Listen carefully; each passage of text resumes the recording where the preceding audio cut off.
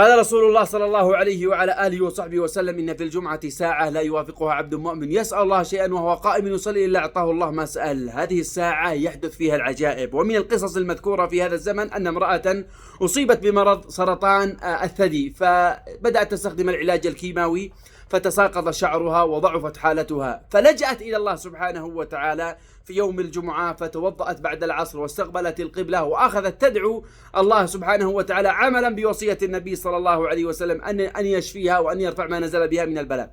فاستجاب الله سبحانه وتعالى دعاؤها، فجاء الطبيب وفحصها فتفاجأ، قال: ليس بك سرطان نهائيا. وكان هذا الطبيب ليس مسلم. فلما عرف سر شفائها بأنها عملت بوصية النبي صلى الله عليه وسلم أسلم هذا الطبيب. فمن يحسن الظن بالله سبحانه وتعالى ويوقن أن الله يستجيب دعاءه، يستجيب الله دعاءه ويحقق مراده.